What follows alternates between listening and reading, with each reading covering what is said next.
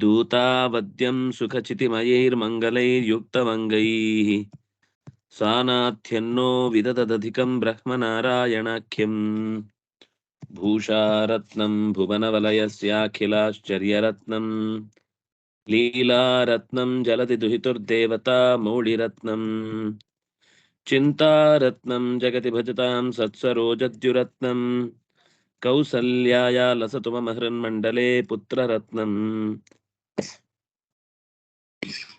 महाव्याकरणाम्बोधिमन्थमानसमन्दरम् कपिवन्तं रामकीर्त्या हनूमन्तमुपास्महे मुख्यप्राणाय भीमाय नमो यस्य भुजान्तरम् नानावीरसुवर्णानां निकषाश्मायितं बभौ स्वान्तस्थानन्तशय्याय पूर्णज्ञानरसार्णसे उत्तुङ्गवाक्तरङ्गाय मध्वदुग्धाब्दये नमः सूक्तिरत्नाकरे रम्ये मूलरामायणार्णवे विहरन्तो महीयान् सः प्रीयन्तां गुरवो मम वाल्मीकिर्गौः पुनीयान् पुनीया महीधरपदाश्रया यद्दुग्धमुपजीवन्ति कवयस्तरणका इव स्वस्त्यस्तु सतां हरिः ओम्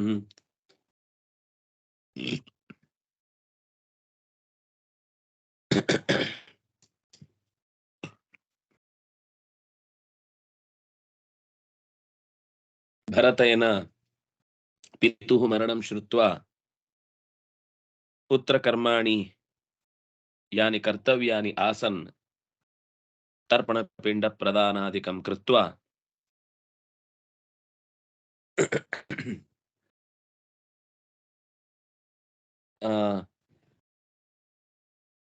पुनः आश्रमं प्रत्यागच्छत्। तदा पुत्रविरहेण दुःखितां कौसल्यां रामः अपश्यत्।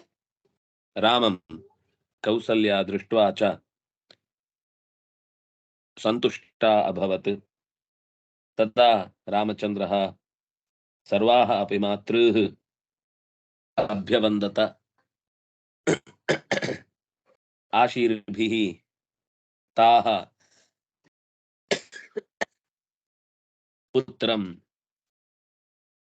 आशीर्भिः अभ्यगृह्णन्।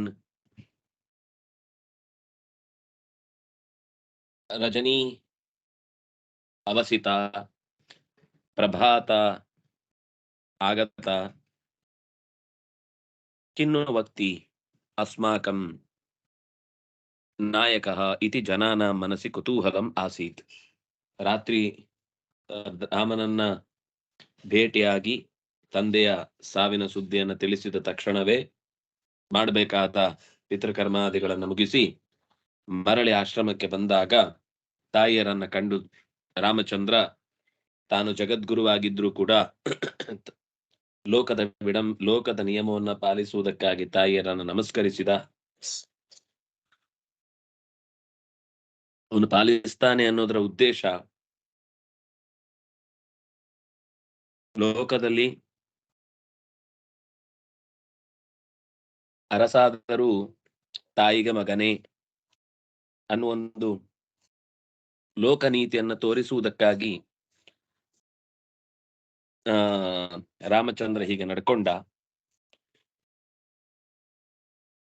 ಅಂತೂ ಅವತ್ತು ಎಲ್ಲ ರಾತ್ರಿ ಪರಸ್ಪರ ಮಾತುಕತೆ ಮುಗಿದು ಬೆಳಕಾದಾಗ ರಾಮಚಂದ್ರ ಬೆಳಕು ಕಳೆದು ಸೂರ್ಯ ಮೂಡನದಿ ಏರಿ ಬರುವಾಗ ಹೇಗೆ ಕಾಣುತ್ತೋ ಹಾಗೆ ಒಂಥರ ಕತ್ತಲೆಯ, ಅಂದ್ರೆ ಅವರ ಮನಸ್ಸಿನಲ್ಲಿ ನಾಳೆ ಏನು, ರಾಮಚಂದ್ರ ನಮ್ ಜೊತೆ ಬರ್ತಾನ, ನಮ್ಗೆ ಅವನ ದರ್ಶನದಿಂದ ನಿತ್ಯವೂ ಕೂಡ ಇದೇ ತರದ ಆನಂದ ಸಿಕ್ಕೀತಾ ಅನ್ನುವ ಸಂದೇಹದ ಕತ್ತಲೆಯಲ್ಲಿ ಮುಳುಗಿದ್ದವರಿಗೆ ರಾಮಚಂದ್ರನ ಬರುವಿಕೆ ಅನ್ನುವುದರ ಬೆಳಕಿನಿಂದ ಮುಂದೇನಾಗಬಹುದು ಅನ್ನುವ ಭರವಸೆಯ ಬೆಳಕು ಹುಟ್ಟಿತು.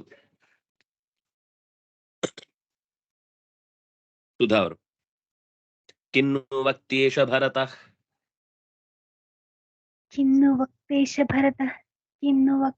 ಭರತ ಪ್ರತಿಪಕ್ಷತಿ ಕಿಂ ಪ್ರಭು प्रतिपक्षति किं प्रभु प्रतिवक्षति किं प्रभु इति स्थिते जने जोषम् इति स्थिते जने जोषम् भरतो राममब्रवीत् भरतो राममब्रवीत् भरतः किन्नु एषः भरतः किन्नु वक्ति प्रभुः किं प्रतिवक्ष्यति इति जने जोषं स्थिते भरतः राममब्रवीत् एषः भरतः ಈ ಯುವರಾಜನಾದ ಭರತನು ಕಿನ್ನು ವಕ್ತಿ ಏನ್ ಹೇಳಿಯಾನು ಪ್ರಭು ಶ್ರೀರಾಮಚಂದ್ರ ಕಿನ್ನು ಪ್ರತಿವಕ್ಷ್ಯತಿ ಅದಕ್ಕೆ ರಾಮಚಂದ್ರನ ಪ್ರತಿ ಉತ್ತರ ಏನಿರಬಹುದು ಇತಿ ಸ್ಥಿತೆ ಇತಿ ಜನೇ ಜೋಷಂ ಸ್ಥಿತೆ ಈ ರೀತಿಯಾಗಿ ಜನರು ಜೋಷಂ ಅಂದ್ರೆ ಮೌನವಾಗಿ ಯಾರನ್ನಾದ್ರೂ ಮೌನವಾಗಿರು ಅಂತ ನಾವು ಸಂಸ್ಕೃತದಲ್ಲಿ ಹೇಳುವಾಗ ಜೋಷಮಾಸ್ವ ಸುಮ್ನಿರು ಜೋಷಂ ಆಸ್ವ ಅಂದ್ರೆ ಶಬ್ದ ಮಾಡಬೇಡ ಮಾತಾಡಬೇಡ ಗಲಾಟೆ ಮಾಡಬೇಡ ಅಂತ ಅರ್ಥ ಜನೇ ಜೋಷಂ ಸ್ಥಿತೆ ಜನರೆಲ್ಲರೂ ಕೂಡ ಮೌನದಿಂದಿರಲು ಭರತನು ರಾಮಂ ಅಬ್ರವೀತ್ ರಾಮನನ್ನ ಕುರಿತು ಹೀಗೆ ಮಾತನಾಡಿದನು ಯದಾ ಜನಾಃ ರಾಮ ಪ್ರವೇಶ ಸಮಯಂ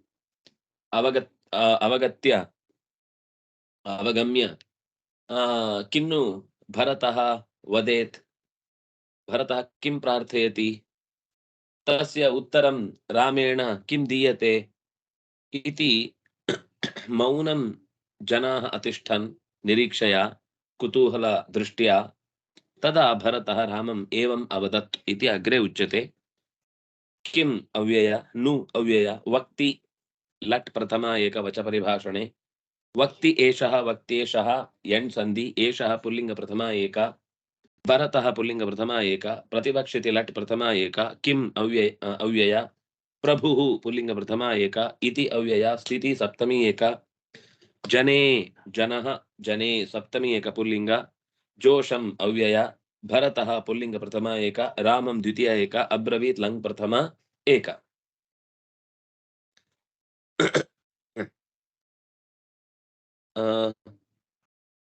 ಸ್ವಾತಿ ಅವರಿದ್ದೀರಾ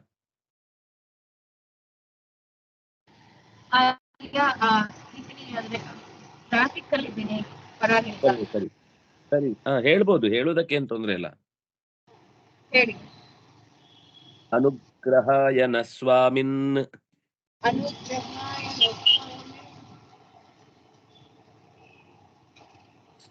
ಸ್ವಾಮಯೋಧ್ಯಾಂ ವನಾದ್ವ್ರಜ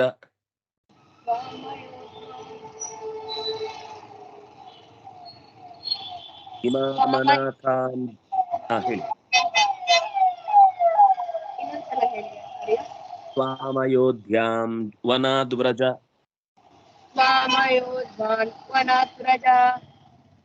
ಇಮಾಮನಾಥಾಂ ಧರಣೀಂ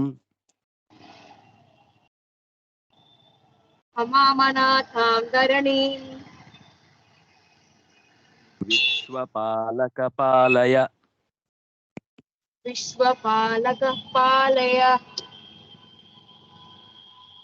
ಹೇ ಸ್ವಾಮಿನ್ ನಃ ಅನುಗ್ರಹಾಯ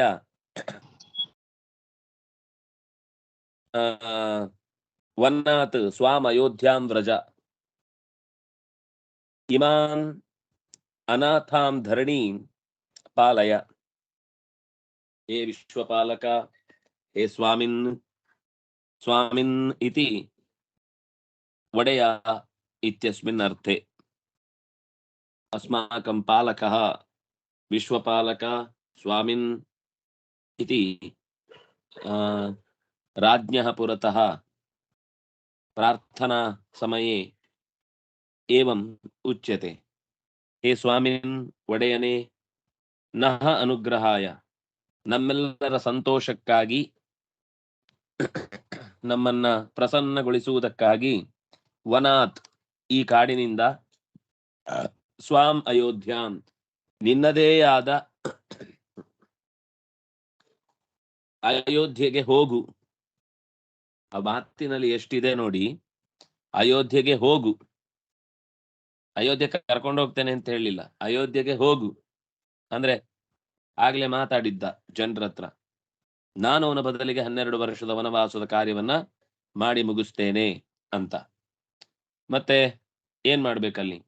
ಹೇ ವಿಶ್ವಪಾಲಕ, ಇಡೀ ಪ್ರಜೆಗಳ ಸಂರಕ್ಷಣೆಯನ್ನು ಮಾಡುವಂತಹ ಶ್ರೀರಾಮಚಂದ್ರನೇ, ಇಮಾಂ ಅನಾಥಾಂ ಧರಣೀಂ ಪಾಲಯ, ಈ ಒಡೆಯನಿಲ್ಲದ ಭೂಮಿಯನ್ನು ಪಾಲಿಸು, ನಡೆಸು, ರಕ್ಷಿಸು ಅಂತ ಕೇಳಿಕೊಳ್ತಾನೆ. ಹೇ ಸ್ವಾಮಿನ್,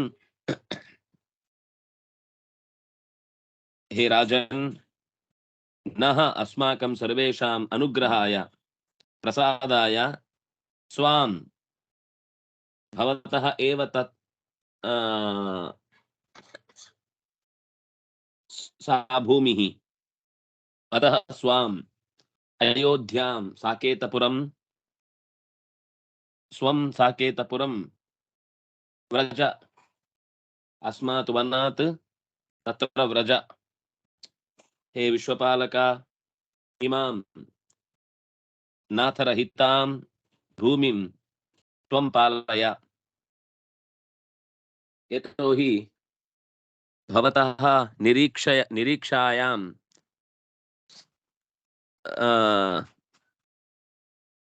ಸಮಸ್ತ ಭಾರತೀ ಪ್ರಜಾ ತತ್ರ ಕುತೂಹಲ ಭರಿತಾ ನಿರೀಕ್ಷಂತಿ ಅಸ್ತಿ. ನೀನು ಬರುವುದನ್ನ ಕಾಯುತ್ತಾ ಅಯೋಧ್ಯೆಯ ಜನ ಕಣ್ಣರಳಿಸಿ ಕೂತಿದ್ದಾರೆ. ಎಷ್ಟೋ ಜನ ಇಲ್ಲೇ ಬಂದಿದ್ದಾರೆ, ಇನ್ನು ಉಳಿದವರು ಕೆಲವರೆಲ್ಲ ಅಲ್ಲಿಂದ ಕಾಯ್ತಿದ್ದಾರೆ. ಕೆಲವು ಅನಿವಾರ್ಯವಾಗ ಜವಾಬ್ದಾರಿಗಳಿರ್ತವೆ, ಹಾಗಾಗಿ ಕೆಲವರಲ್ಲೇ ಇದ್ದಾರೆ, ಕೆಲವರೆಲ್ಲ ನಿನ್ನ ನೋಡ್ಲಿಕ್ಕೆ ಇಲ್ಲಿ ತನಕ ಬಂದಿದ್ದಾರೆ. ಅನುಗ್ರಹಾಯ ಚತುರ್ಥಿ ಏಕ ನಹ ಅಸ್ಮಾಕಂ ಅಂತ ಅನ್ನುವ ಅರ್ಥದಲ್ಲಿ ಷಷ್ಠಿ ಬಹು, ಅದು ಚತುರ್ಥಿ ಏಕ ಷಷ್ಠಿ ಬಹು, ಇದು ಸ್ವಾಮಿನ್ ಸಂಬೋಧನಾ ಪ್ರಥಮ. ಸ್ವಾಂ ಅಯೋಧ್ಯಾಂ ದ್ವಿತೀಯ ಭಕ್ತಿ ಏಕವಚನ ಸ್ತ್ರೀಲಿಂಗ. ವನಾತ್ ಪಂಚಮಿ ಏಕ, ವ್ರಜ ಲೋಟ್ ಮಧ್ಯಮ ಏಕ. ಇಮಾಂ ಅನಾಥಾಂ ಸ್ತ್ರೀಲಿಂಗ ದ್ವಿತೀಯ ಭಕ್ತಿ ಏಕವಚನ ಧರಣೀಂ ಸ್ತ್ರೀಲಿಂಗ ದ್ವಿತೀಯ ಭಕ್ತಿ ಏಕವಚನ. ವಿಶ್ವಪಾಲಕ ವಿಶ್ವಸ್ಯ ಪಾಲಕಃ ವಿಶ್ವಪಾಲಕಃ ಸಂಬೋಧನಾ ವಿಶ್ವಪಾಲಕ. ಪಾಲಯ ಲೋಟ್ ಮಧ್ಯಮ ಏಕ.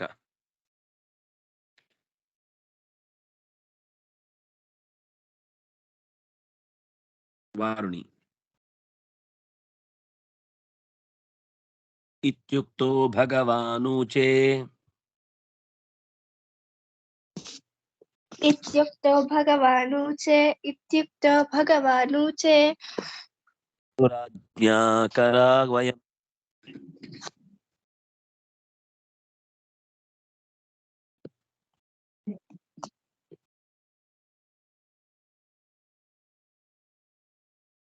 ಕೇಳಿಸ್ತಿಲ್ಲ. ನನಗೂ ಕೇಳಿಸ್ಲಿಲ್ಲ ಆಚಾರ್ಯರೇ, ಸ್ಕ್ರೀನ್ ಸಹ ಕಾಣ್ತಿಲ್ಲ ಅದಕ್ಕೆ. ಇದು ರಾಜ್ಞಾಕರಾ ವಯಂ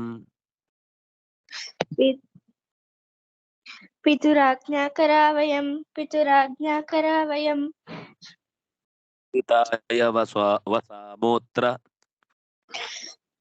ಸದ್ಭಿತಾಯ ವಸಾಮೋತ್ರ ಸದ್ಧಿತಾಯ ವಸಾಮೋತ್ರ ಪಾಲಯ ಧರಾಮಿತಿ.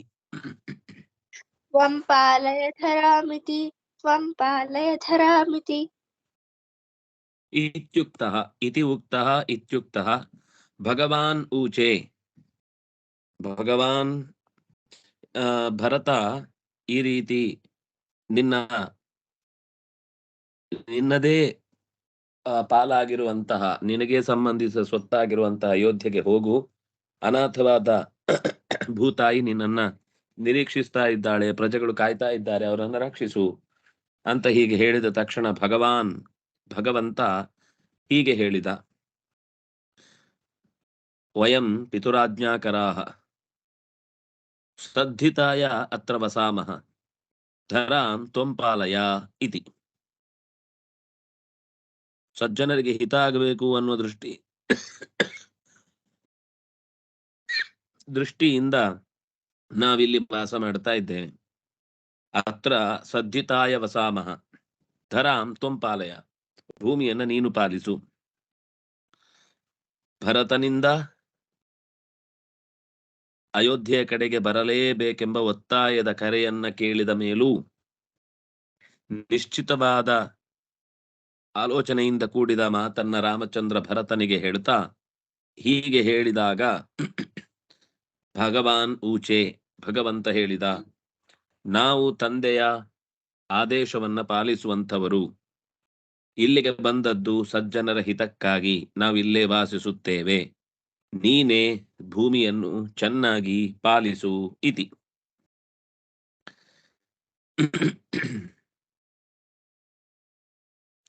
ಇತ್ಯುಕ್ತಃ ಇತಿ ಉಕ್ತಃ ಎಣ್ ಪುಲ್ಲಿಂಗ ಪ್ರಥಮ ಏಕ, ಭಗವಾನ್ ಪುಲ್ಲಿಂಗ ಪ್ರಥಮ ಏಕ, ಊಚೆ ಲಿಟ್ ಪ್ರಥಮ ಏಕ, ಪಿತುಃ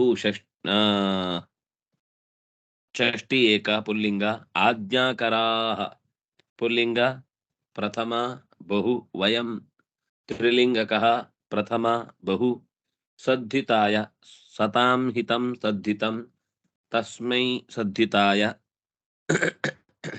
ಸಜ್ಜನಾನಾಂ ಯದ್ಹಿತಂ ತತ್ ಕುರ್ಮಃ.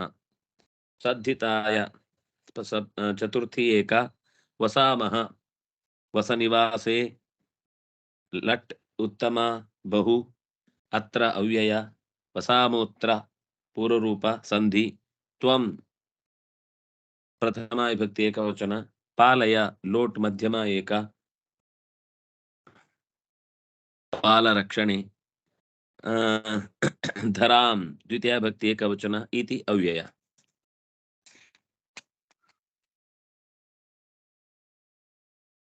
ಗುರುರಾಜ ಪ್ರಣಾಮಾಂಜಲಿ ಪ್ರಣಾಮಾಂಜಲಿ ಭಾಷ್ಪಾಣಿ ಬಾಷ್ಪಾಣಿ ಪ್ರಣಾಮಾಂಜಲಿ ಭಾಷ್ಪಾಣಿ ಪ್ರಣಾಮಾಂಜಲಿ ಭಾಷ್ಪಾಣಿ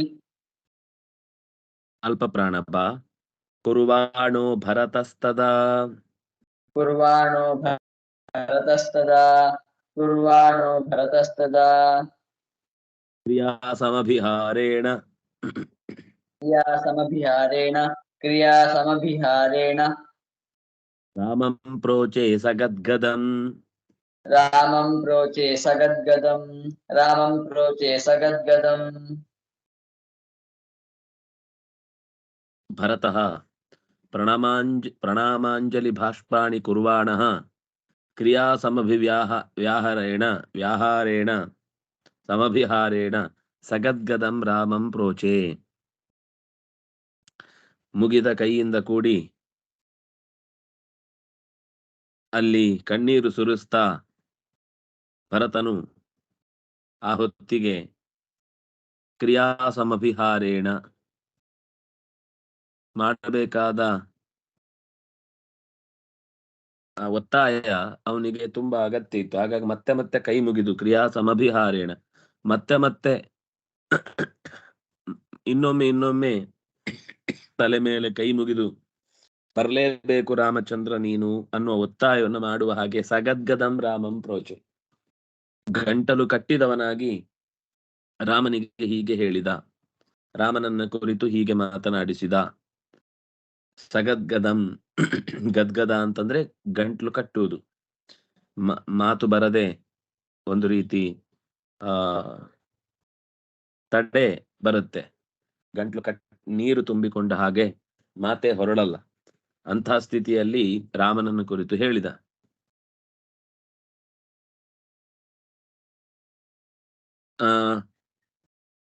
ಪ್ರಣಾಮಾಹ ಅಂಜಲಯಶ್ಚ ಬಾಷ್ಪಾಣಿ ಚ ಪ್ರಣಾಮಾಂಜಲಿ ಭಾಷ್ಪಾಣಿ, ಕೈ ಮುಗಿತಾ ಇದ್ದಾನೆ, ನಮಸ್ಕಾರ ಮಾಡ್ತಾ ಇದ್ದಾನೆ, ಕೈ ಮುಗಿತಾ ಇದ್ದಾನೆ, ಕಣ್ಣೀರು ಸುರಿಸ್ತಾ ಇದ್ದಾನೆ. ಪ್ರಣಾಮ ಅಂಜಲಿ ಭಾಷ್ಪಾಣಿ ಕುರ್ವಾಣಃ ಭರತಃ, ಭರತನು ತದಾ ಆ ಹೊತ್ತಿಗೆ, ಭರತಃ ಪುಲ್ಲಿಂಗ ಪ್ರಥಮ ಏಕ, ಕುರ್ವಾಣಃ ಪುಲ್ಲಿಂಗ ಪ್ರಥಮ ಏಕ. ಇದು ಶತ್ರು ಪ್ರತ್ಯಯಾಂತವಾದ ಶಬ್ದ. ಕುರ್ವಾಣಃ ಶತ್ರು ಪ್ರತ್ಯಯ ಅಲ್ಲ, ಶಾನಚ್ ಪ್ರತ್ಯಯ.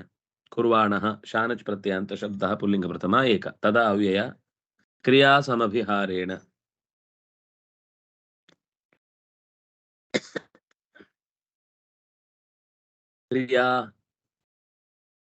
ಕ್ರಿಯಾಯಾಃ ಸಮಭಿಹಾರಃ. ಕ್ರಿಯಾ ಸಮಭಿಹಾರಃ. ಸಮಭಿಹಾರ ಅಂದ್ರೆ ಆವೃತ್ತಿ ಮಾಡುವುದು ಅಂತ ಅರ್ಥ. ಅಭ್ಯಾಸ ಮಾಡುವುದು, ಮತ್ತೆ ಮತ್ತೆ ಹೇಳುವುದು. ತೃತೀಯ ವಿಭಕ್ತಿ ಏಕವಚನ, ರಾಮಂ ದ್ವಿತೀಯ ವಿಭಕ್ತಿ ಏಕವಚನ, ಪ್ರೋಚೆ ಲಟ್ ಉತ್ತಮ, ಲಟ್ ಪ್ರಥಮ ಏಕ, ಲಿಟ್ ಪ್ರಥಮ ಏಕ, ಪ್ರೋಚೆ. ಸಗದ್ಗದಂ, ಗದ್ಗದೇನ ಸಹಿತಂ, ಅವ್ಯಯ ಆಗತ್ತೆ. ಸಗದ್ಗದಂ ಪ್ರೋಚೆ, ಗದ್ಗದಿತನಾಗಿ ಹೇಳಿದ.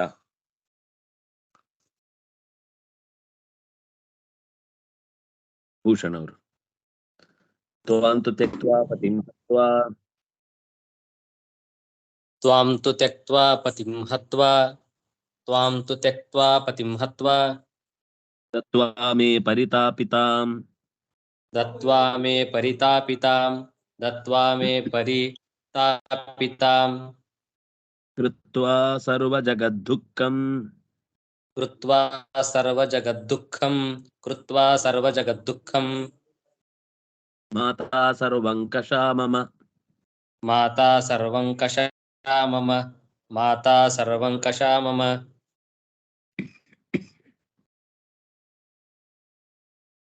ತ್ವಾಂತು ತ್ಯಕ್ತ್ವಾ ಪತಿಂ ಹತ್ವಾ ಮೇ ಪರಿತಾಪಿತಾಂ ದತ್ವಾ ಸರ್ವಜಗದ್ದುಃಖಂ ಕೃತ್ವಾ ಮಮ ಮಾತಾ ಸರ್ವಂ ಕಷಾ.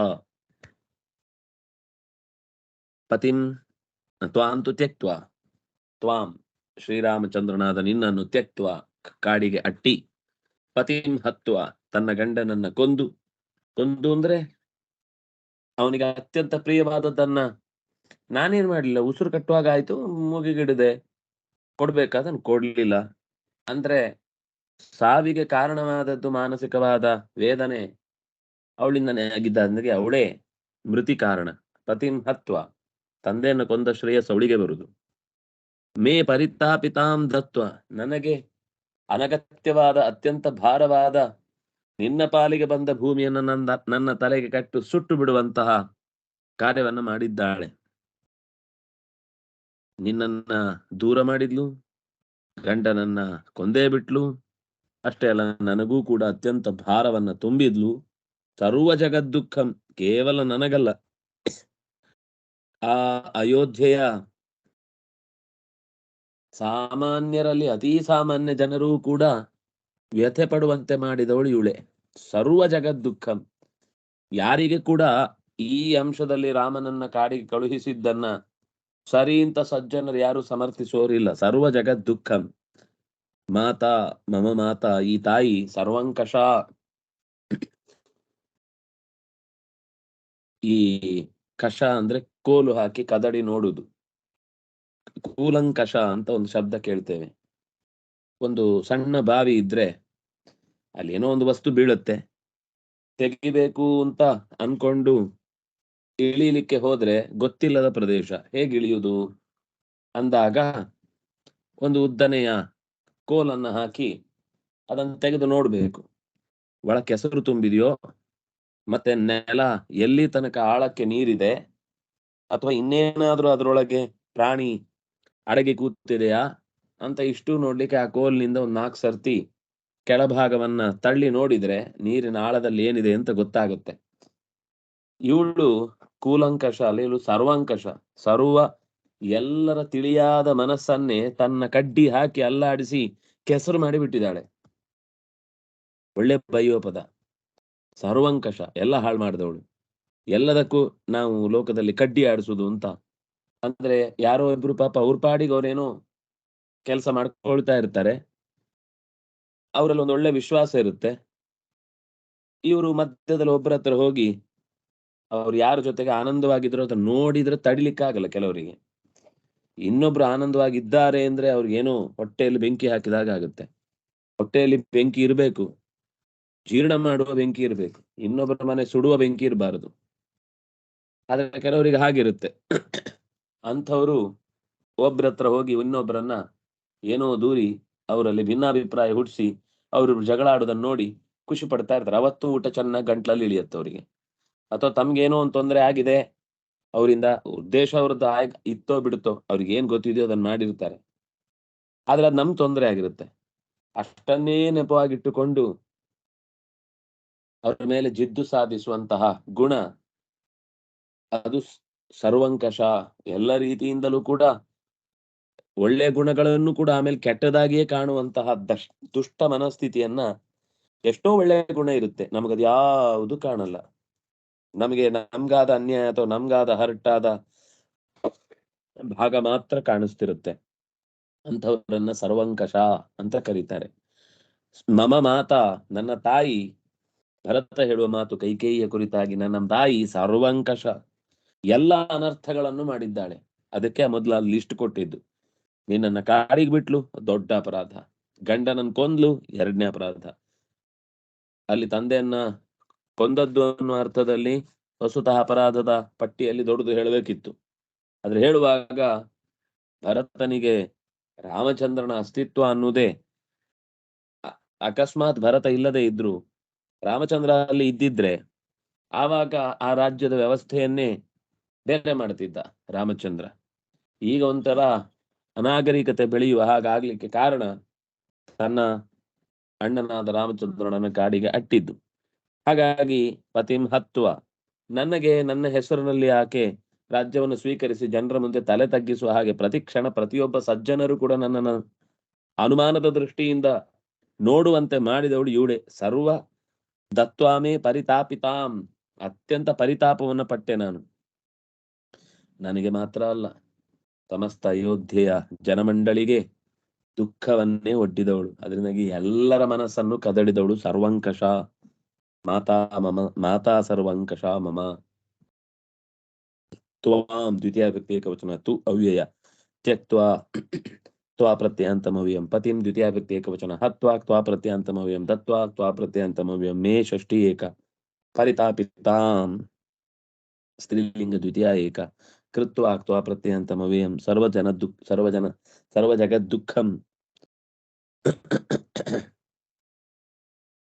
ಸರ್ವಂ ಎಲ್ಲ ಅಂತ ಅರ್ಥ. ಚರ ಅಚರ ಎರಡೂ ತರದ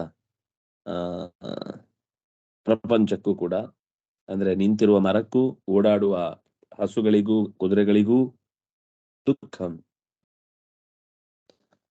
ಸರ್ವಜಗತಃ ದುಃಖಂ, ಸರ್ವಜಗತ್ ದುಃಖಂ. ಅದನ್ನು ದ್ವಿತೀಯ ವ್ಯಕ್ತಿ ಏಕವಚನ, ಮಾತಾ ಸ್ತ್ರೀಲಿಂಗ ಪ್ರಥಮ ಏಕ, ಸರ್ವಂಕಷ ಸ್ತ್ರೀಲಿಂಗ ಪ್ರಥಮ ಏಕ, ಮಮ ಷಷ್ಠಿ ಏಕ. ಇಷ್ಟು ಈ ಪದ್ಯದ ಹಿನ್ನೆಲೆಯಲ್ಲಿ ನೋಡಬೇಕಾಗಿದ್ದ ಸಂಗತಿ. ಮತ್ತೆ ಮುಂದಿನ ಸಂಗತಿಯನ್ನು ನಾಳೆಯ ಚಿಂತನೆಯಲ್ಲಿ ಸೇರಿದಾಗ ನೋಡೋಣ ಅಂತ ಹೇಳ್ತಾ ಎಲ್ಲರಿಗೂ ಮತ್ತೊಮ್ಮೆ ಹೃತ್ಪೂರ್ವಕವಾದ ನಮಸ್ಕಾರಗಳು. ಓಂ ತತ್ಸತ್.